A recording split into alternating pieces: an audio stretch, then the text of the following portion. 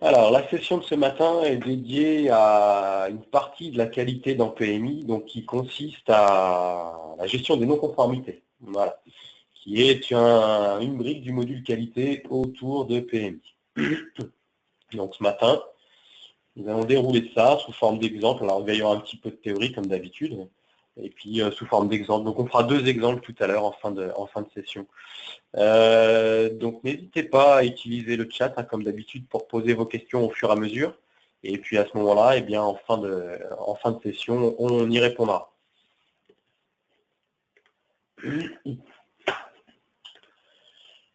Alors ce matin, l'objectif qui est lié aux non-conformités, c'est que vous puissiez être en mesure ensuite de déclarer des non-conformités dans PMI. Ça peut être déclaré à plusieurs endroits.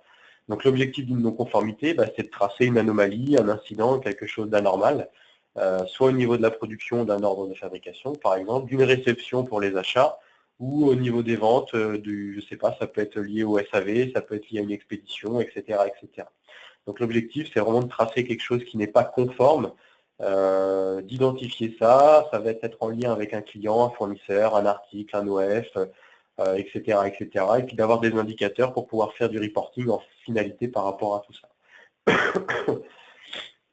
Donc il y a une petite brique de paramétrage assez simple en fait, qu'on va voir dès le départ. Ensuite, on va décortiquer la fiche de non-conformité avec les différents onglets. On va voir à quoi servent chacun de ces onglets-là et l'utilité qu'ils ont. Et puis on terminera par 2 exemples, donc un qui concerne la production et puis un autre qui concerne la partie achat. Donc celui qui concerne la partie production, ça sera sur un ordre de fabrication, on va déclarer une non-conformité et puis on prendra une décision par rapport à cette non-conformité-là. Et puis au niveau des achats, lors d'une réception, pareil, nous allons déclarer une non-conformité et puis on prendra la décision qui va bien par rapport à cette réception qui est non-conforme. Alors au niveau du paramétrage, dans PMI, bon, il y a assez peu de choses à faire autour des non-conformités. Il y a juste quelques paramètres qui peuvent être utiles, notamment le 240. Alors le 240, en fait, il vous permet de déclarer vos codes incidents personnalisés. Donc c'est un code alphanumérique sur 2 caractères qui permet en gros d'avoir une liste personnalisée de types de non-conformité pour les ranger dans l'une ou l'autre des catégories. Et l'objectif, c'est effectivement d'identifier la non-conformité qu'on est en train de décrire dans une ou l'autre des catégories pour pouvoir faire du reporting. Donc vous mettez un code alphanumérique, ensuite un libellé qui est libre en termes de saisie, et puis ensuite vous avez des petites options, donc celle qui s'appelle NC Auto. Alors si vous mettez un O à l'intérieur, en fait, c'est ce qui va permettre d'indiquer à PMI qu'il doit ouvrir la fenêtre de manière automatique, par exemple, lorsque vous êtes en production, lorsque vous êtes dans le saisie retour atelier, je ne sais pas si vous avez fait attention, mais il y a une colonne qui s'appelle incident. Et lorsque vous êtes en train de saisir du temps ou consommer une matière, par exemple, il est possible de saisir le code incident 01, 02 ou 03, ici dans notre exemple. Et auquel cas, le fait de faire cette action-là, par le biais qu'on ait un O dans NC Auto, va faire que la non-conformité va s'ouvrir de manière automatique et puis on n'a plus qu'à la compléter. Donc on verra ça sous forme d'exemple tout à l'heure. Ensuite, message NC. Alors c'est pareil, vous pouvez mettre un O à l'intérieur. C'est ce qui va permettre d'envoyer aussi des messages par le biais de la messagerie interne à PMI, des messages de manière automatique sur la base que tel ou tel responsable a été affecté à une action de la non-conformité. Donc voilà, ces 2 options NC Auto et puis message là sont facultatives. Ce qui est surtout important, c'est de déclarer vos codes incidents qui sont entièrement personnalisés. Au départ, le paramètre est entièrement vierge de toute saisie. Alors ensuite, vous avez le paramètre 317. Donc le paramètre 317, c'est ce qui permet de stocker des documents que vous allez pouvoir associer à une non-conformité. Alors, tout le monde sait que sur les articles, les clients, les fournisseurs, etc., il y a une notion de dossier bureautique au niveau de PMI qui permet d'aller associer des documents Office, Word, etc., en lien, enfin sous Windows, mais en lien avec un article ou un client, par exemple. Là, avec le paramètre 317, vous avez la possibilité d'associer un chemin Windows et à l'identique des articles, vous allez pouvoir avoir un répertoire par non-conformité et pouvoir associer des documents à ces non-conformités-là. Donc, soit dans du Windows, soit dans la GED, au niveau des files, par exemple, s'il y a la GED à côté, comme on l'a vu lors de la dernière session. Voilà. Ensuite, le paramètre 367. Alors, le paramètre 367, il est équivalent au 365 pour les documents commerciaux et 366 pour la prod. C'est ce qui vous permet d'indiquer à PMI l'endroit où vous stockez vos modèles de documents personnalisés. Alors, quand vous imprimez un accusé de réception client ou une commande fournisseur, vous avez, pour la majeure partie d'entre vous, des modèles de documents personnalisés avec une mise en page bien particulière, votre logo, etc., etc. Mais là, vous pouvez faire pareil pour les non-conformités, de manière à avoir un document propre en impression. Alors, il y a une base en PMI au niveau du document qui est un standard qui existe, qui est ce qu'il est, donc il est utilisable sous forme de WData, en fait, pour pouvoir le modifier. Alors, dans PMI, paramètres généraux.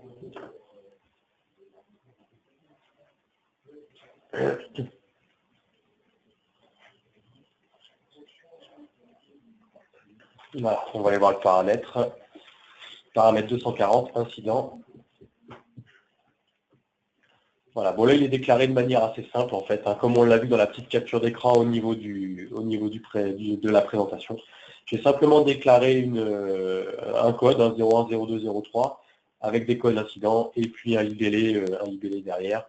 J'ai affecté le NC Auto partout de manière à ce que si dans la saisie retour atelier, il y a quelqu'un qui saisit un code d'incident 01 ou 02, ça puisse ouvrir de manière automatique la fenêtre de non-conformité pour pouvoir la compléter ensuite.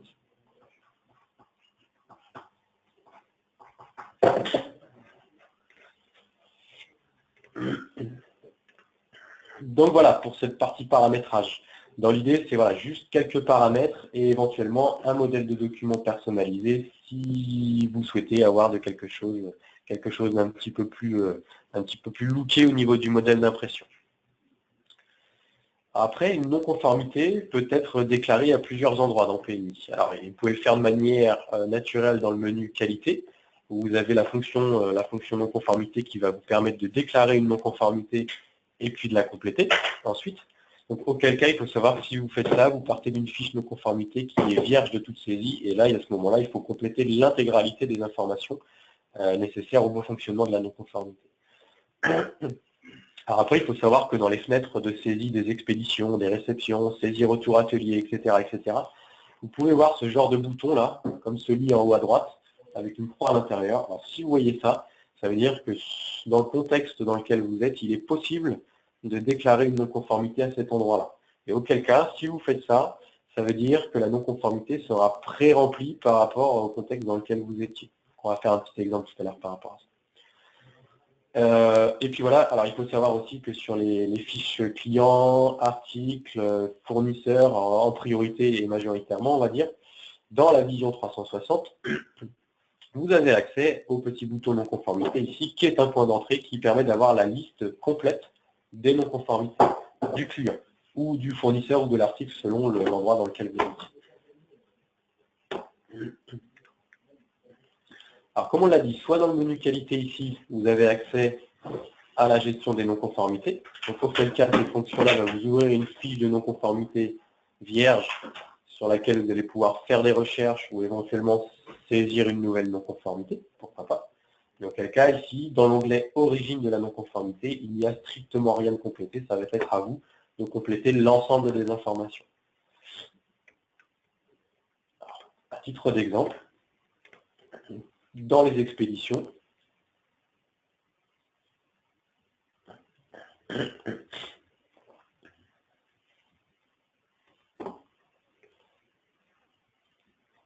voilà, ici vous êtes en présence d'une fenêtre de saisie des expéditions, donc on va chercher à expédier quelque chose. Vous avez le bouton de conformité ici qui est situé dans la partie supérieure au niveau de l'onglet Autres, qui va vous permettre de déclarer une non-conformité liée à cette expédition-là. C'est-à-dire que si vous êtes en train de saisir quelque chose ici, là, donc c'est une manière comme une autre de déclarer une non-conformité dans le contexte dans lequel on se situe.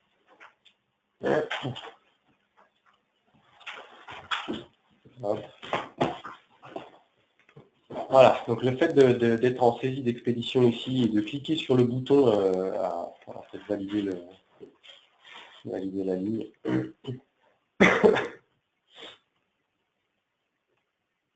Ouais.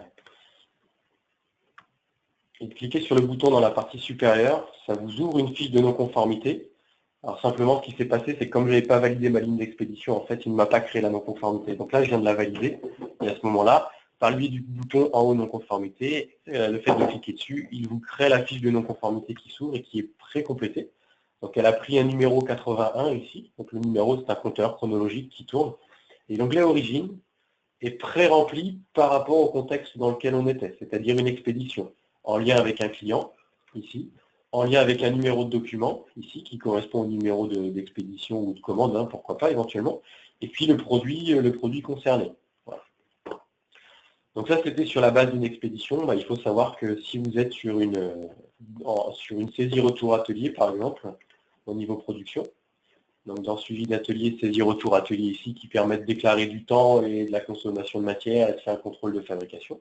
C'est la même chose. Dans l'onglet utile, en haut, il est possible ici de déclarer une non-conformité. Et c'est le même cas de figure. L'onglet origine de cette non-conformité-là sera pré-rempli avec le client, le numéro de commande, l'article non conforme, etc., etc. Donc tout à l'heure, on fera un exemple sur cette base-là.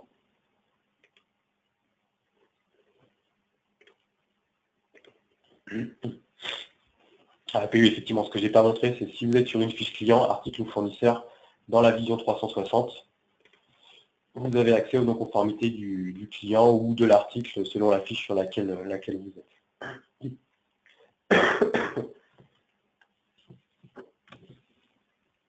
Voilà, si on reprend notre client de tout à l'heure, là, qui était celui qui m'a servi à faire l'expédition, dans la vision 360, ici, vous avez les non-conformités.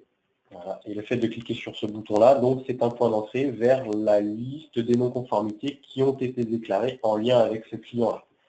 Donc c'est un moyen de recherche comme un autre. Hein. Donc ici, vous avez la vingtaine de non-conformités déclarées pour le client en question. Vous pouvez double-cliquer dessus de manière à rentrer dans la fiche de non-conformité.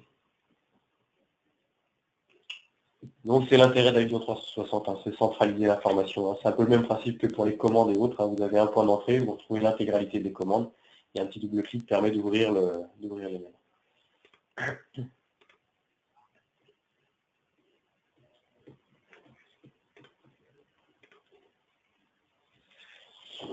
Voilà, donc là, on a vu la façon dont on pouvait commencer à déclarer une non-conformité. Alors après, effectivement, vous avez vu, par rapport aux fiches qui se sont ouvertes, il y a quelques onglets à disposition. Donc les onglets sont au nombre de 7 et ils ont chacun une utilité bien particulière avec des informations qui sont recensées à l'intérieur. Donc comme on l'a dit, chacune des non-conformités est liée par un numéro. Donc ça sera toujours NC avec un numéro chronologique qui s'incrémente. Hein. Donc comme vous avez l'habitude pour les documents, etc., vous faites un F12 dans le champ pour pouvoir incrémenter le compteur. Et puis ensuite le libellé, le libellé il est libre de saisie, vous mettez ce que vous voulez, ça vous appartient. Ensuite, les non-conformités, dans PMI, de manière générique, elles sont de 3 types. C'est-à-dire qu'elles sont soit liées à un fournisseur, soit en interne, donc c'est-à-dire ça peut être lié à un ordre de fabrication, une commande interne, hein, par exemple, pourquoi pas, soit liées à un client. Donc elles sont vraiment identifiées soit pour l'un, soit pour l'autre, en fait, hein, par rapport à ces 3 éléments-là. Ensuite, vous avez 7 onglets dans la fiche de non-conformité, et ces 7 onglets-là, vous les retrouvez dans un processus d'avancement qui fait qu'en fonction des actions que vous allez faire et des clôtures d'actions qui vont être réalisées et indiquées sur la non-conformité, vous avez un petit process d'avancement qui s'affiche ici, et les icônes viennent se mettre en couleur, ce qui indique que l'action a été réalisée. Donc comme on l'a dit, on a 7 onglets à disposition pour décrire et traiter la non-conformité. Donc ça, on va les découvrir un par un, on va les prendre de manière unitaire et découvrir ce qu'il y a à l'intérieur. Ensuite, au niveau des documents bureautiques, comme on l'a vu tout à l'heure, il y a la possibilité d'associer des documents. Donc ça peut être une photo, ça peut être, je sais pas, un compte-rendu, ça peut être tout type de documents, hein, divers et variés en fait, hein, que vous pouvez associer. Donc de manière native, en fait, c'est ce qu'on appelle les documents bureautiques. Et après, avec la GED, vous avez un lien direct au niveau d'Enfiles, comme on l'a vu la dernière fois pour ceux qui étaient présents, qui permet d'associer des documents dans la GED, de les tracer et les stocker, et puis de les lier à une non-conformité dans PI. Quel cas, si on fait ça, il n'y a plus de Windows hein, pour le coup. Et puis effectivement, vous avez l'impression de modèles de documents personnalisés. Voilà. Donc ça, c'est un double détail. Il y en a un qui existe, qui est présent sur le C des installations de PMI, pour ceux qui l'ont, et du coup, vous pouvez l'utiliser pour le reformater et en faire quelque chose qui ressemble au modèle de document que vous souhaitez, avec éventuellement votre logo, des codes couleurs, etc.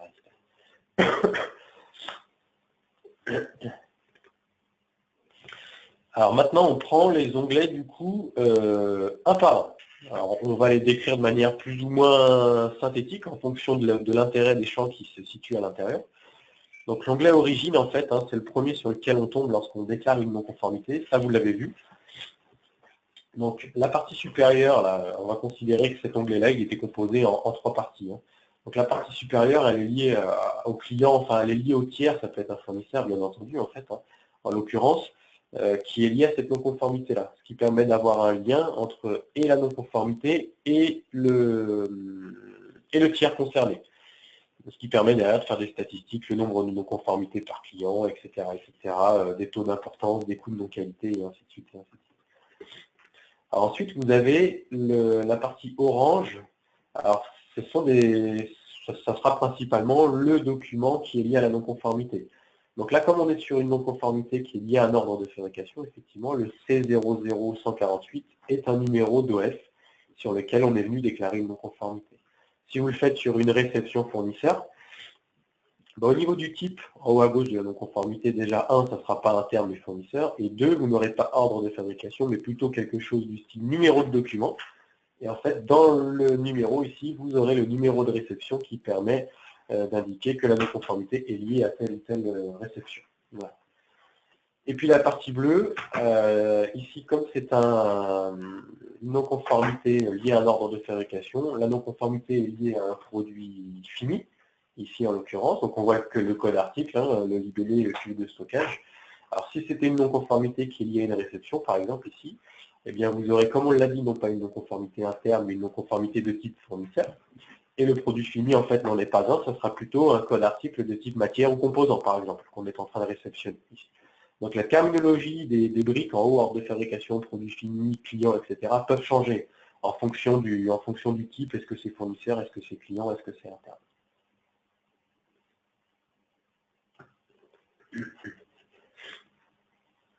Alors, ensuite, l'onglet description, qui est l'onglet qui suit celui qui s'appelle l'onglet d'origine. Donc dans cet onglet-là, bon, il y a un certain nombre d'informations, on va se centraliser sur celles qui nous intéressent le plus pour ce matin et qui sont plus prioritaires et essentielles par rapport aux autres.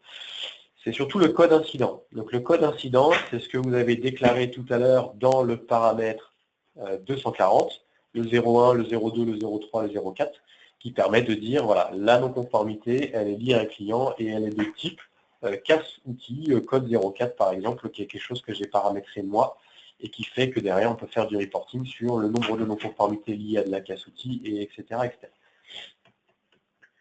Ensuite, dans cet onglet-là, toujours, en dessous du code incident, vous avez ce qu'on appelle un type de non-conformité. Alors, ce n'est pas à ne pas confondre avec le code, en fait, de non-conformité.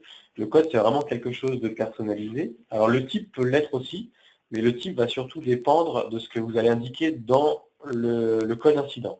Donc, le type, ça va être retour sur une opération non conforme, réception de pièces non conformes. Voilà, c'est encore un niveau de classification qui est mis à disposition au niveau de la fiche de non-conformité.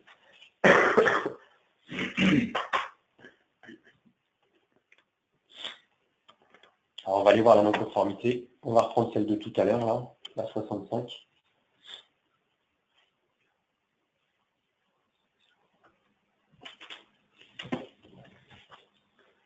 Allez, alors, elle est ouverte forcément. Si j'ouvre deux fois la même non-conformité, ça va pas le faire.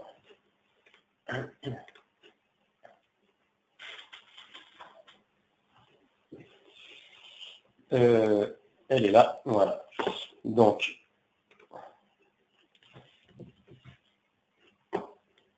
ici, donc l'onglet origine, on a vu tout à l'heure. Ici, au niveau de la description, vous avez ce qu'on appelle le code incident. Donc le code incident ici, c'est la liste qui est déclarée dans le paramètre 240 en l'occurrence.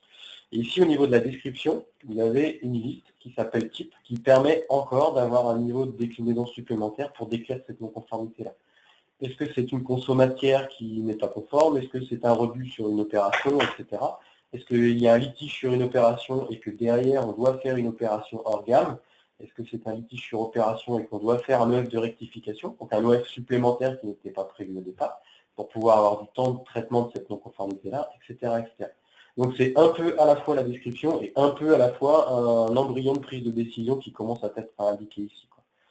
Donc là, comme on est sur une non-conformité de type interne au niveau d'un ordre de fabrication, on peut par exemple dire, voilà, c'est une casse-outil ici, et puis on va faire du coup un rebut, puisque ça fait que la production n'a pas fonctionné sur cette matière-là, par exemple. Et du coup, on va faire un rebut sur opération avec OF complémentaire. Voilà.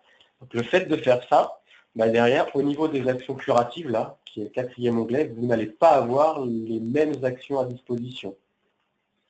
Si vous mettez rebut sur opération avec OF complémentaire, le système va attendre que vous créez un OF supplémentaire. Si au niveau de la non-conformité, vous dites que c'est une non-conformité plutôt fournisseur, du coup, au niveau du type, vous n'avez plus du tout la même chose.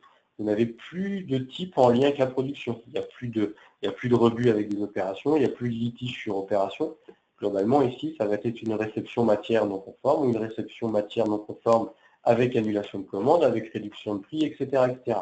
Et en fonction de ce que vous allez indiquer là, derrière, dans les actions curatives, vous n'aurez pas les mêmes actions à disposition.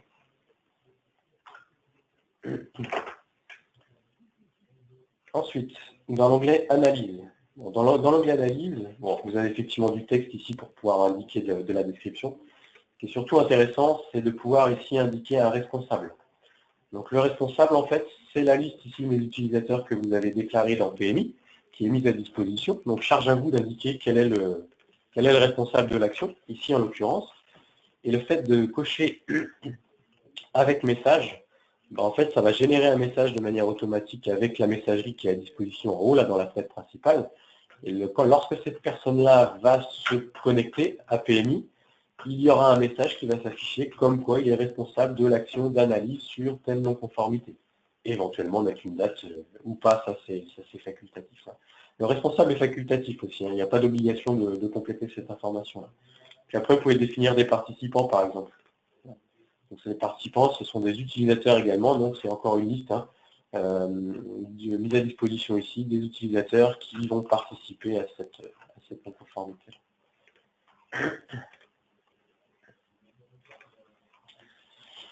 Voilà, donc l'onglet analyse, on est passé rapidement dessus, mais l'intérêt principal, c'est surtout d'affecter un responsable, comme on l'a dit. Alors ensuite, les actions curatives, notre 4e onglet. Alors, correctives, il y a une erreur dans l'intitulé, c'est les actions correctives. Elles vont dépendre du type de non-conformité, comme on l'a vu tout à l'heure dans la liste déroulante. Si vous mettez un rebut sur opération avec OF complémentaire, ou un retour matière avec réduction de prix, etc., etc., et bien du coup, vous n'allez pas avoir les mêmes actions correctives à disposition. Alors, on va faire un exemple, ça sera plus parlant. Alors, les actions correctives, effectivement, vont engendrer soit des actions de manière automatique dans PMI, soit des actions manuelles. Et effectivement, la prise de décision va faire qu'il y aura des choses à faire ensuite dans PMI. Donc, au niveau des actions curatives, donc, le titre est bon, c'est simplement les actions correctives ici qui n'est pas, c'est pas correctement indiqué, c'est les actions curatives. Ici. Donc, ce que vous avez ici en termes d'actions, bon de rebut, ordre de fabrication, édition de l'alias, etc., dépendent de ce que vous avez indiqué ici. Voilà. Si vous mettez réception matière non conforme avec réduction de prix ici, du coup, dans les actions curatives, vous n'avez plus du tout la même chose que tout à l'heure. Et là, on va avoir le choix de faire une note de crédit, par exemple, ou pas. Et si vous dites que c'est une non-conformité de type, je ne sais pas, interne, par exemple, et que dans la description, au niveau du type, vous dites que c'est un rebut sur opération avec OF complémentaire, pourquoi pas. Dans les actions curatives, vous voyez, vous pouvez faire un bon de rebut, il peut y avoir l'édition d'un ordre de fabrication, etc. Donc ces actions-là qui vous sont proposées, vous les avez accessibles en administrateur. Donc là, pour le coup, c'est une petite fonctionnalité administrateur on va voir, on va faire une petite parenthèse. Si vous cliquez sur le petit bonhomme qui est en haut, là, vous avez un petit tableau qui est mis à disposition. Donc la deuxième colonne, en fait, ici, représente le type qui est lié à l'onglet description. Vous voyez le type conso MP avec retour fournisseur, quelles sont les actions 1, 2, 3, donc vous avez 1, 2, 3, 4, 5, 6 actions maximum que vous pouvez indiquer pour un type, en fonction de ce qui est sélectionné dans la valeur du type du coup. Et donc les actions que vous avez à disposition, ici, peuvent être, soit on fait un bon de retour client, on fait une note de débit, on fait un bon de rebut, on fait un bon de retouche, on fait une demande de dérogation, un bon de retour fournisseur, un bon d'échange et une attente d'avoir, une commande gratuite, un ordre de fabrication, l'édition de l'alias de lancement, etc. etc. On bloque la facture, on fait un hors-gamme. Voilà. Donc ça, il y a déjà des éléments qui sont pré-câblés dans PMI. Après, c'est tout à fait modifiable comme on vient de le voir. Donc à titre d'exemple, ce qu'on peut faire, si la personne choisit, on va dire, litige sur opération avec un OF de rectification, ici, qu'est-ce que la personne aura le droit à faire en termes d'action? C'est 1, elle peut demander de faire un bon de retouche. 2, elle peut demander la création d'un nouvel ordre de fabrication, ici. Et en 3, on va pouvoir éventuellement éditer l'alias de lancement. Et puis en 4, une demande de dérogation. Ou pas, on peut s'arrêter là, on peut dire effectivement aucune. Et ici, aucune également par exemple. Ce qui veut dire que si la personne, au niveau de son type de non-conformité, choisit litige sur opération avec OF de rectification, elle n'aura que trois possibilités. Demander un bon de retouche, demander un nouvel ordre de fabrication, et puis d'éditer l'alias de lancement ensuite. Donc tout ça, c'est déjà pas mal pré-câblé au niveau de PMI. Après, c'est tout à fait ajustable.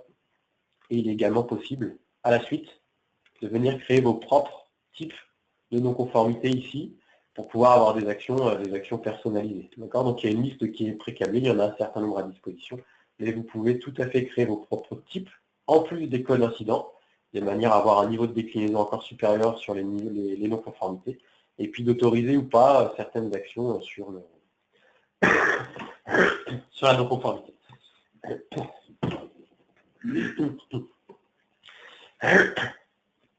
Donc par rapport à ça, il va y avoir des actions à effectuer dans PMI. Alors, si vous demandez des bons de rebut, des bons de retouche, des avoirs, des choses comme ça, ça sera des documents que vous allez devoir venir éditer dans PMI.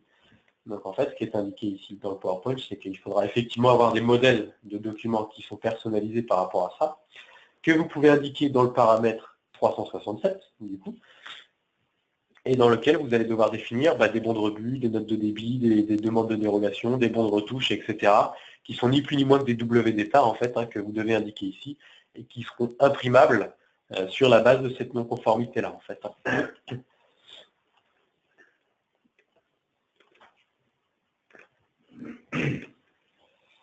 Voilà, alors on poursuit avec les onglets suivants. Donc ensuite, il y a les actions correctives et les actions préventives. Bon, dans l'idée, c'est le même principe que l'analyse. Vous pouvez définir un responsable, il y a une zone de texte. Voilà, juste une petite précision. Si vous voyez des choses qui s'appellent code solde, en fait, c'est simplement un champ qui est destiné à accueillir un S majuscule, par exemple, qui va acter le fait que cette action-là est soldée. Et il viendra vous mettre automatiquement la date et l'heure du solde de l'action, ici. Donc c'est ce qui va permettre de solder l'action d'analyse, de solder l'action corrective, préventive, etc., qui va faire que les actions sont bien soldées et que du coup le petit diagramme en haut permet de mesurer l'avancement au niveau du petit processus comme on a vu dans les premières slides. Et puis ensuite vous avez un onglet qualité. Donc l'onglet qualité, ça vous appartient de définir vos propres indicateurs qualité, performance, etc. de manière à faire du reporting derrière. Donc ça ressemble à quelque chose comme ça. Donc l'action corrective est exactement le même principe. Définissez un responsable avec message ou pas. Vous pouvez mettre une date limite de traitement ou pas, et ainsi de suite, ça c'est comme vous voulez. Du texte, toujours pareil. Et le fameux champ code solde, il est là, donc indiqué en bas un S pour solder. Si vous mettez un S majuscule, en fait, PMI va considérer que cette action corrective est soldée, donc il vous met la date et l'heure du solde, ici en l'occurrence, et du coup il va considérer à partir de maintenant que pour cette non-conformité-là, l'action corrective est soldée, et pour le coup, en fait, ça fait avancer le petit graphique, le petit process qui est en haut à droite. L'action préventive, c'est exactement le même principe. Voilà, un responsable. Bon, celle-ci, elle a déjà été soldée le 28 à 21h52, du texte, etc. etc. L'onglet qualité. Donc l'onglet qualité, ici, par exemple, si dans la non-conformité, vous prenez la décision de cocher la petite case par ordre de fabrication, et ben, il va vous remettre ici le numéro d'OS supplémentaire qu'il vient de vous générer. Donc ici, vous allez pouvoir voir un numéro apparaître en fait, qui correspond à la création d'un nouvel OS qui aura été généré de manière automatique sur la base que ici, vous ayez coché la petite case ordre de fabrication. Cela va engendrer la création d'un OS de manière automatique. Les notions d'indicateurs qui vous appartiennent ici pour pouvoir faire du reporting et du coup. Voilà, comme on disait tout à l'heure ici, vous avez l'onglet pièce jointe. L'onglet pièce jointe, c'est un répertoire Windows en fait, de la non-conformité qui permet d'associer des documents. Ici. Voilà. Donc vous avez un répertoire par non-conformité. Sous Windows, pour le coup, qui permet d'associer des photos, comme on l'a vu. Et par contre, vous avez la GED également en parallèle qui permet d'aller stocker des documents, vous l'avez accessible ici. En termes de modèle de document, ça peut donner quelque chose comme ça. Alors, vous avez soit le modèle par défaut, on va prendre le modèle par défaut, ça ira bien, pour ce matin. Donc, c'est quelque chose qui ressemble à ce style-là, en fait, au niveau de la fiche de non-conformité. Donc ça, c'est un WData sur lequel vous pouvez opérer des modifications si vous le souhaitez. D'accord. Donc c'est synthétique, ça reprend les informations de la fiche de non-conformité. Après, il y a d'autres modèles qui existent.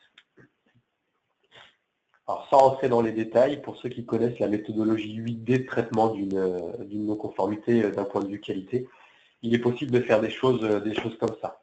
Ici. Donc vous avez la description, la cause de la non-conformité, la proposition d'action corrective, la proposition d'action préventive, la validation du tiers et décision, vérification de l'efficacité de l'action corrective et transversalisation des actions. Voilà. Donc ça, ce sont les fameux 8D, sans rentrer dans les détails.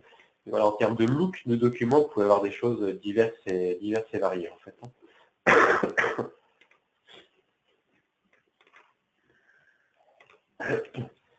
Voilà. Bon, comme on l'a dit, on va faire deux petits exemples rapides, histoire de manipuler quand même malgré tout. Le premier, il est orienté production, donc on va faire sur une opération de montage, par exemple. On va prendre un ordre de fabrication ici, et puis on va faire une non-conformité. Donc on va prendre celui qui est indiqué dans la capture d'écran, là, le 16004, indice 1, qui est un OS qui doit être en cours dans le système, qui consiste à la fabrication d'une table. Donc on va la déclarer directement depuis la saisie retour atelier en fait, ce qui va faire que l'onglet origine va être pré-complété. Dans le cas d'incident, on va mettre casse-outil, voilà, qu'on a vu tout à l'heure.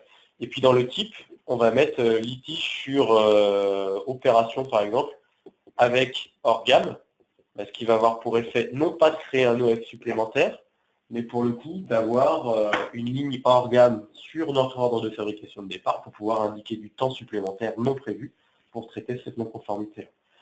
On va affecter un responsable, donc moi-même en l'occurrence, avec un petit message. Et puis ensuite, on viendra rechercher la non-conformité par la fonction suivi des non-conformités qu'on n'a pas encore vue ce matin. Et puis ensuite, on prendra la décision de générer une saisie hors gamme. Donc ça consistera simplement à cocher la petite case dans les actions. Et puis du coup, on viendra saisir le temps supplémentaire en considérant que j'ai passé un temps X à traiter cette non-conformité-là. Et puis ensuite, on aura une clôture de l'action. Donc production, suivi, saisie retour atelier. Donc, on a dit qu'on allait travailler sur la 16004. Alors voilà par exemple un message de non-conformité qui arrive.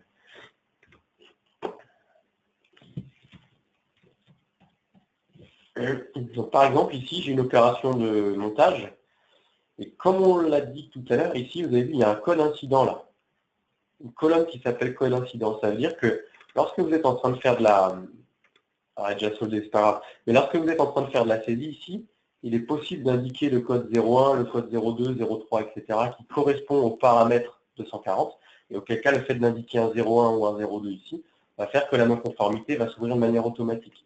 Ça évite de faire ce que je vais faire ici en termes de saisie. Alors, comme la 16004, elle est soldée, on ne va pas prendre celle-ci. Du coup, ce n'est pas un bon exemple, on va reprendre une autre. On va partir de la fiche article au niveau de la vision 360 pour rechercher un EF. Voilà.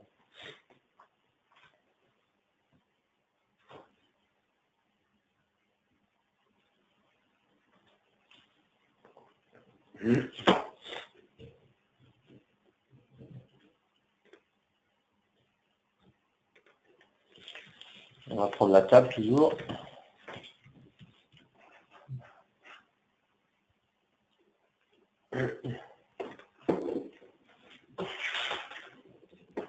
Alors, ça permet de faire une parenthèse et de voir comment on peut accéder aux OS également. Hop, on va prendre une qui est récente. On va prendre celle-ci, la 0813 par exemple. Alors, sur mon opération de montage qui est là, je clique. Alors, je suis dans Retour Atelier. Hein, je ne suis pas rentré par la même fonction parce que j'y suis rentré par la vision 360. Sur mon opération de montage, ici, je peux déclarer une non-conformité. Voilà. Donc, le fait de faire ça, l'onglet origine est pré-câblé avec le client, l'OS sur lequel on a déclaré la non-conformité, le produit fabriqué. Je me dois maintenant de déclarer la non-conformité sous forme de description. Donc, on a dit qu'on allait dire que c'était un code incident de type CASouti. Pourquoi pas. Et qu'on allait indiquer un litige sur opération avec un ORGAM, voilà, celui-ci, de manière à avoir la possibilité de saisir du temps supplémentaire. Alors ici, vous pouvez décrire votre non-conformité, la description, pourquoi pas. Sous forme d'analyse, on a dit éventuellement que j'allais me mettre moi avec un petit message de manière à ce que j'ai une information lorsque je me connecte à PMI. Et dans les actions curatives, par rapport à ce qui était paramétré, je peux faire soit un bon de retouche, soit une saisie ORGAM. Donc la saisie ORGAM va permettre à PMI d'autoriser du temps supplémentaire sur l'ordre de fabrication, et ce temps n'étant pas prévu au départ. Donc le fait de faire ça, ce qu'on vient de faire, c'est de déclarer la non-conformité en production puis la saisie retour atelier. On a bien indiqué que c'était lié à une CASouti et que c'était une litige sur opération avec un ORGAM. J'ai défini mon responsable avec message de manière à ce qu'il soit notifié, par exemple, qu'il a une phase d'analyse à réaliser. Et puis ensuite, j'ai pris la décision de générer une saisie ORGAM, par exemple. Alors, j'ai squeezé la partie suivie des non-conformités, mais pourquoi pas. Mais j'ai pris la décision de générer une saisie ORGAM ici. Donc, le fait d'aller valider la non-conformité.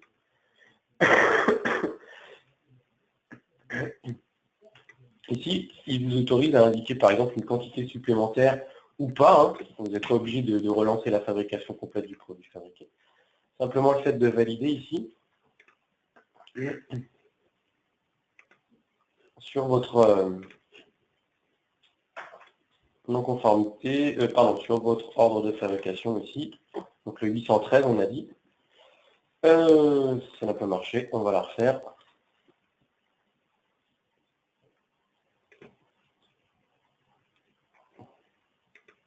Donc ça va me permettre de vous montrer comment on la retrouve. Donc qualité, suivi des non-conformités, qui est une fonction qui permet d'aller rechercher une non-conformité qui est créée dans le système. Voilà typiquement un message de non-conformité. Non-conformité 65, type CASouti, cuve de stockage, qui est destination de mon utilisateur, puisqu'il a été défini en tant que responsable de l'action. Donc la suivi des non-conformités, alors vous avez des petits éléments de filtre en haut ici à ce niveau-là, ou pas, hein, c'est comme vous voulez, auquel cas si vous validez la petite case en haut à droite, là, vous avez l'intégralité des non-conformités qui ont été créées. Donc moi, celle qui... Mais c'est simplement que je ne l'ai pas validé ma non-conformité, c'est ça ce qui s'est passé en fait. Hein. 79, alors on va la refaire. Hop.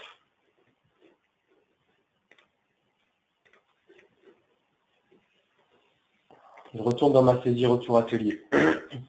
Je reprends mon opération de montage, je déclare ma non-conformité. Donc on a dit que dans la partie description, on allait dire, simplement je ne l'ai pas validé en fait, on va dire que c'est une opération de type CASouti, que c'est un litige sur opération avec une saisie hors gamme, que dans les actions curatives, on autorise du temps hors gamme supplémentaire ici, et puis on va valider. Voilà. Et en fait, ce que je n'ai pas fait tout à l'heure ici, c'est qu'il attend que nous lui indiquions un poste de saisie de temps supplémentaire ici. Donc en fait, ici, il faut que vous indiquiez un poste de main-d'œuvre qui viendra se mettre dans la saisie hors gamme pour pouvoir déclarer du temps. Alors ça peut être l'opération de montage qui a été définie dans la nomenclature du produit.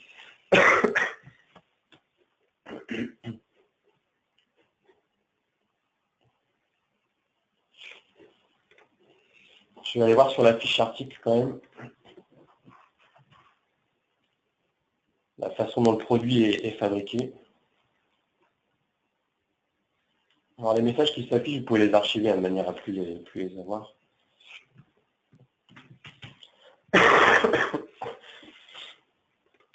Voilà, donc ce qu'il attend dans la petite fenêtre, en fait, c'est une opération de main-d'œuvre que vous retrouvez ici. Donc soit vous pouvez avoir une opération de main-d'œuvre de type rectification, par exemple, pourquoi pas, ou alors vous pouvez reprendre le poste d'origine ici, le 214 000, sur lequel vous allez pouvoir faire de la saisie supplémentaire.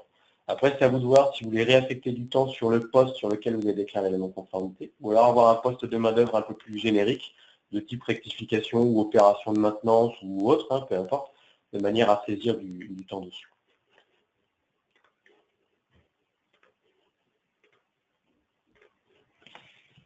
Voilà, donc ce qu'il attend ici, et ce que je n'ai pas fait tout à l'heure, c'est le code d'un poste de main-d'œuvre. Et puis ici, le temps nécessaire prévu, par exemple, à la réalisation de cette opération supplémentaire qui n'est pas prévue. Voilà.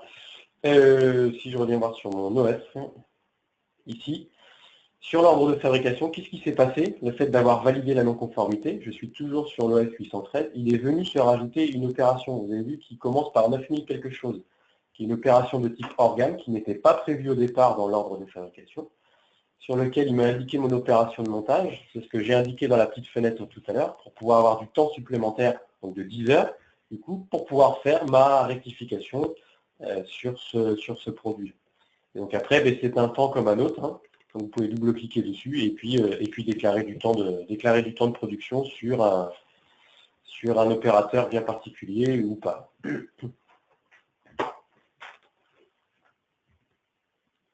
Voilà, donc là j'ai déclaré 1 heure de saisie hors gamme sur l'opération de montage, sur une opération de type 9 minutes, donc qui n'était pas prévue au départ sur l'ordre de fabrication. Voilà. Donc effectivement, ce que j'avais fait dans la première action, je n'avais pas mis le code du poste, j'étais un petit peu trop vite, c'est pourquoi en fait la fonctionnalité hors gamme n'a pas pris effet, et du coup ne s'est pas rajouté ensuite. Donc c'est mieux de le faire, ça marche mieux. Ça c'était notre premier exemple.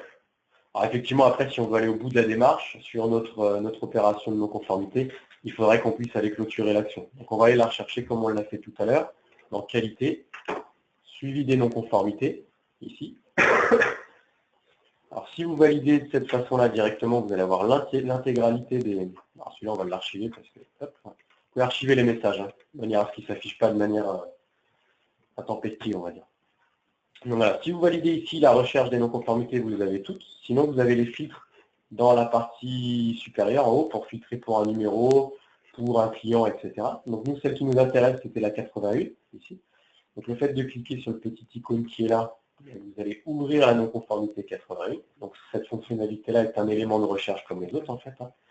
Et ce qu'on a dit pour boucler l'action, votre action corrective, on a dit que comme c'était fait, on allait venir mettre un S ici, simplement pour clôturer l'action. Comme ça, on sait que c'est fait, et on sait qu'il y a eu du temps de saisie sur l'ordre de fabrication supplémentaire. Et l'ordre de fabrication supplémentaire, qui est lié simplement au fait au organe, donc c'est un abus de langage. Ce n'est pas un OF supplémentaire qui a été créé, c'est juste une opération supplémentaire sur l'OF d'origine. Donc vous voyez ici les informations indiquées. L'OF est ici, et le code organe 09000 est ici. Et là, vous avez la valeur du code barre qui est indiquée là également.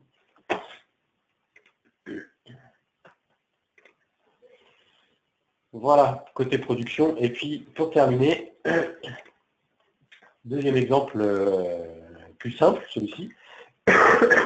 On va déclarer une non-conformité en saisie de réception. on va considérer que la réception n'est pas conforme. Donc pour faire simple, on ne va pas utiliser les dépôts ce matin pour avoir un flux. On va simplement quand même rentrer la matière en stock, et puis on va déclarer une non-conformité sur cette matière-là. Et puis on va prendre la décision de faire un retour fournisseur du coup. Donc on va bien indiquer que c'est un retour sur pièce défectueuse et retour fournisseur. Et puis derrière, il faudra effectivement pour conclure l'action, saisir une réception de type 2 pour pouvoir ressortir le produit du stock et le renvoyer au fournisseur avec l'édition d'un bon de retour. Donc là, on est dans les ventes, réception, saisie des réceptions. Alors je fais une saisie directe, on pourrait repartir d'une commande existante.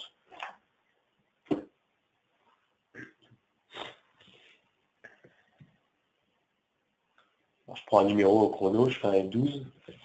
Je prends le premier fournisseur qui me vient sous la main. On va réceptionner un article qui est codifié LP à titre d'exemple. On va en réceptionner un. Vous le mettez dans le dépôt où vous voulez. On va le mettre dans le dépôt A1 pour ce matin.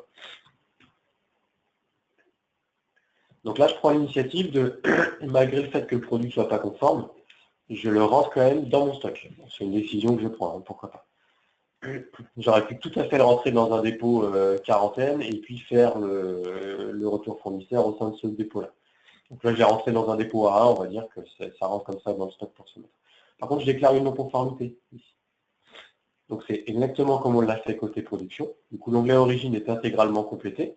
Et puis dans la description ici, on peut dire que c'est un retour sur pièce défectueuse. Dans les opérations ici, au niveau du type, on en a beaucoup moins que tout à l'heure puisqu'on est lié à un fournisseur et à un acte d'achat et de réception ici en l'occurrence. Donc on va faire un type réception matière non conforme avec retour fournisseur.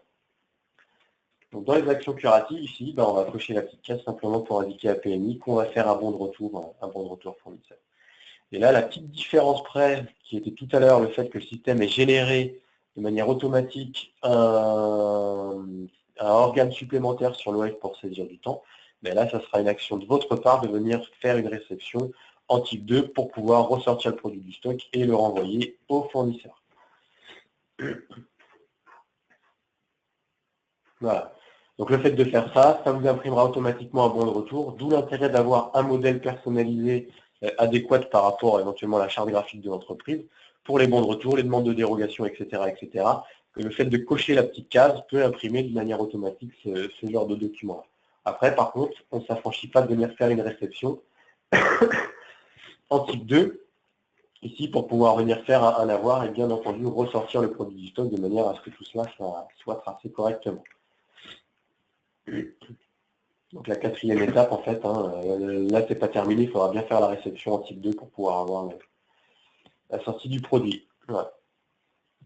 C'est le moment de poser vos questions.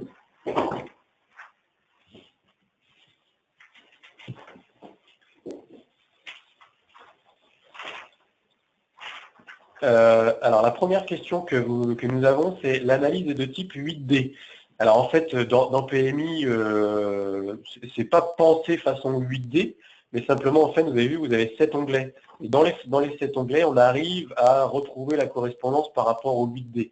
Donc en fait, quand on parle de 8D, en fait, lorsque vous imprimez votre document, ça consiste simplement à dire pour le premier DD, je viens prendre telle information qui correspond à l'onglet origine, par exemple.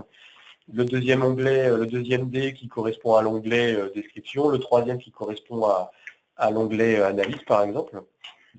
Donc dans l'idée, c'est la fiche de non-conformité, elle n'est pas pensée 8D, mais on y arrive avec les champs qu'on a à disposition et les onglets, on arrive à en faire un 8D en fait. Et on a déjà des clients qui l'ont fait dans ce sens-là. Donc on a déjà des trames prédéfinies, c'est ce que j'ai montré rapidement tout à l'heure en termes d'impression. On peut personnaliser les champs d'analyse. Alors les champs d'analyse.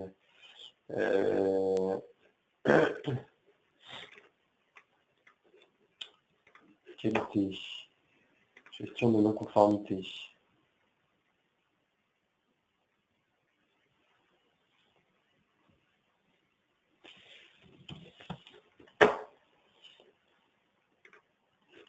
Alors les champs d'analyse. Non. Alors ici, ce n'est pas personnalisable ces champs-là. Par contre, il est possible dans le menu administration utilitaire Zone utilisateur, alors là c'est vraiment un aspect administrateur pour le coup, là on fait vraiment une parenthèse administrateur. Il est possible de rajouter des champs perso sur les non-conformités ici. Donc c'est le même principe que pour les articles, les clients, les commandes, etc. Ça va vous rajouter un onglet perso tout au bout de la fiche et dans cet onglet perso ici, ben, vous mettez les champs que vous voulez par rapport à ce que vous souhaitez.